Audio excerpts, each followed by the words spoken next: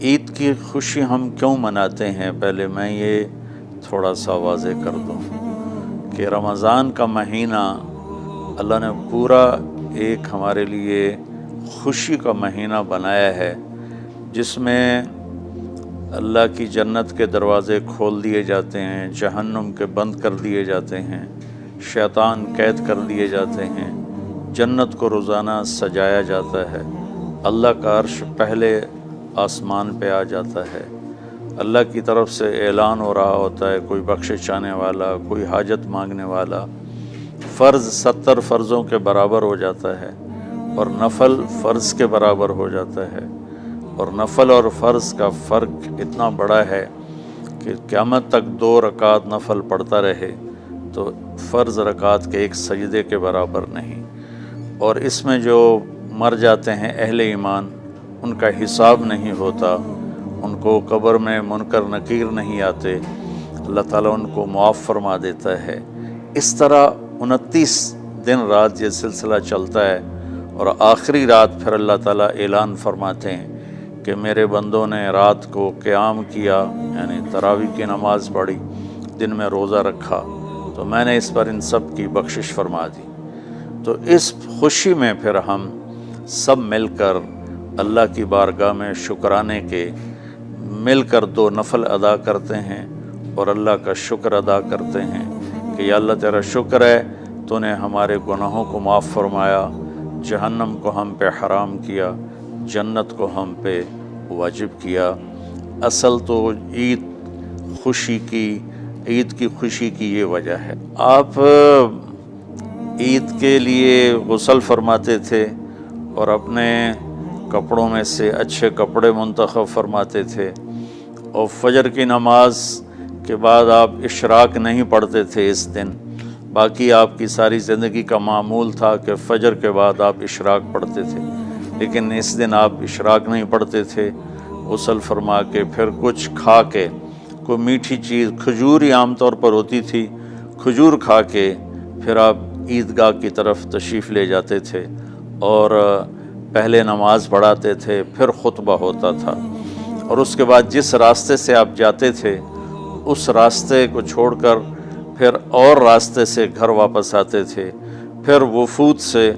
ملاقات کرتے تھے، سرداروں سے، صحابہ سے ملاقات کرتے تھے، اس میں کچھ کھانوں کا اہتمام بھی ہوتا تھا۔ اس طرح ایک عام روٹین کی عید ہوتی تھی آپ کی، ملاقاتیں کرنا، کھانوں میں جانا اور اچھے کپڑے پہننا، سب کو خوشی سے ملنا، یہ عید الفطر پر آپ کا یہ معمول تھا۔ باقی جو اداسیاں ہیں، ڈپریشنیں ہیں، اس کی وجہ آپس کی محبتوں کا کم ہو جانا ہے، اور دنیا کی ایسی دوڑ جس نے اپنے آپ کو بھی بھلا دیا ہے، اور آپس کی نفرتیں ہیں اور آپس کے بغض، حسد ہیں، ان منفی جذبوں نے ہماری خوشیوں کو دھندلا دیا ہے، ورنہ رمضان کا ہر لمحہ خوشی کے لیے ہے، اور عید اس کی پیک ہے، اور پوری زندگی اللہ راضی ہو رہا ہو تو خوشی ہی خوشی ہے۔ ہمیں اپنے ملک سے، اپنی نسل سے آپس کی نفرتیں، حسد، بغض یہ مٹانے ہوں گے، تب جا کر ہمیں حقیقی خوشیاں حاصل ہوں گی۔ میں اس عید کے خوشی کے موقع پر اپنی قوم سے ہاتھ جوڑ کے اپیل کروں گا کہ جھوٹ بولنا چھوڑ دیں، دھوکہ دینا چھوڑ دیں، اور ظلم کرنا چھوڑ دیں۔ مذہبی نفرت نے ہمیں تباہ کر دیا، سیاسی نفرت نے ہمیں تباہ کر دیا، صوبائی قومی نفرت نے ہمیں تباہ کر دیا، آپس کی رنجشوں کی نفرت نے ہمیں تباہ کر دیا۔ میں ساری قوم کے سامنے جھولی پھیلا کر چاروں صوبوں کے رہنے والوں سے اور ہر مکتب فکر سے متعلق اہل ایمان سے یہ درخواست کرتا ہوں کہ آئیں ہم سچائی کو اپنا ساتھی بنائیں اور دیانتداری سے اپنے آپ کو آراستہ کریں اور انصاف کا ساتھ دیں، نہ ظالم بنیں نہ ظالم کا ساتھ دیں۔ اسلام 2 چیزوں کا مجموعہ ہے، ایک اللہ کا حق ہے جو عبادات کی شکل میں ہے، اور ایک اللہ کے بندوں کا حق ہے جو اخلاقیات اور معاملات اور معاشرت کی شکل میں ہے یہ دونوں کمپلسری پیپر ہیں، دونوں لازمی پیپر ہیں، ان دونوں میں پاس ہونا ضروری ہے۔ میری نماز اچھی ہے لیکن میری دکان پہ جھوٹ ہے تو نماز اس جھوٹ کی کمی کو پورا نہیں کر سکے گی۔ میری دکان پہ سچ ہے لیکن میں نماز نہیں پڑھتا تو میرا یہ سچ بولنا میرے نماز کی کمی کو پورا نہیں کر سکتا۔ اللہ کے نبی نے دنیا سے جاتے ہوئے 2 لفظوں میں سارا دین بتا دیا تھا۔ جب آپ کے جانے کا وقت قریب تھا تو آپ 2 لفظ دہرا رہے تھے، الصلاۃ وما ملکت ایمانکم، میری امت میرے بعد ایک نماز نہ چھوڑنا، اور ایک امت کے غریب مسکین لوگوں سے، نوکر غلاموں سے اچھا سلوک کرنا۔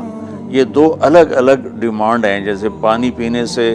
روٹی کی کمی پوری نہیں ہو سکتی اور روٹی کھانے سے پانی کی کمی پوری نہیں ہو سکتی،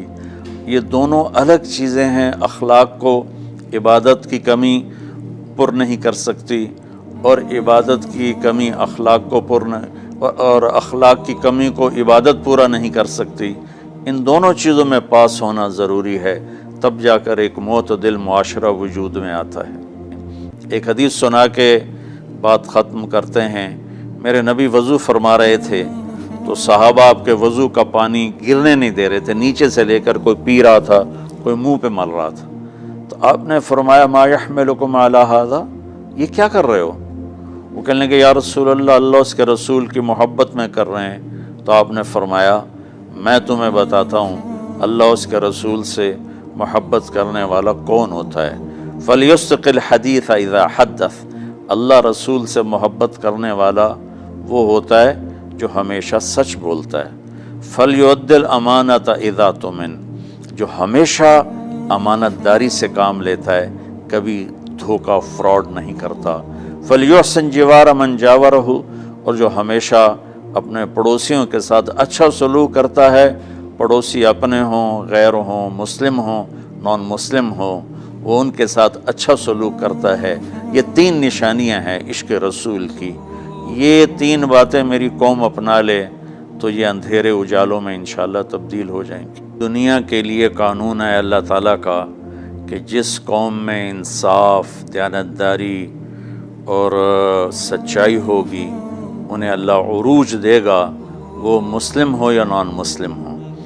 اور جن ملکوں میں، قوموں میں بددیانتی ہوگی، ظلم ہوگا، جھوٹ ہوگا، وہ زوال کا شکار ہوں گی۔ ساری ویسٹرن دنیا تو لیڈ نہیں کر رہی، ہمارے جیسے ملک بھی ہیں جہاں یہ ساری چیزیں ہیں تو وہ ہماری طرح ہی ذلیل ہیں اور ہماری طرح ہی وہ خوار ہیں۔ چند ایک ملک ہیں جنہوں نے ان چیزوں کی رعایت کی ہے تو وہ اس وقت لیڈنگ رول میں ہیں، لیڈنگ ماڈل میں ہیں۔ تو دنیا کے لحاظ سے تو یہ قانون ہے کہ سچائی، دیانتداری اور انصاف قوموں کو اونچا لے جائے گا۔ آخرت میں اللہ تعالیٰ نے اعلان کیا ان اللہ لا یغفر ان یشرک بہ ویغفر ما دون ذلک لمن یشاء۔ آخرت میں کامیابی کا آخری فیصلہ ایمان پہ ہوگا کہ اللہ تعالیٰ کا فرمان ہے۔ میں عید کی خوشی ہم کیوں مناتے ہیں، پہلے میں یہ تھوڑا سا واضح کر دوں کہ رمضان کا مہینہ اللہ نے پورا ایک ہمارے لیے خوشی کا مہینہ بنایا ہے، جس میں اللہ کی جنت کے دروازے کھول دیے جاتے ہیں، جہنم کے بند کر دیے جاتے ہیں، شیطان قید کر دیے جاتے ہیں، جنت کو روزانہ سجایا جاتا ہے، اللہ کا عرش پہلے آسمان پہ آ جاتا ہے، اللہ کی طرف سے اعلان ہو رہا ہوتا ہے، کوئی بخشش چاہنے والا، کوئی حاجت مانگنے والا۔ فرض 70 فرضوں کے برابر ہو جاتا ہے اور نفل فرض کے برابر ہو جاتا ہے،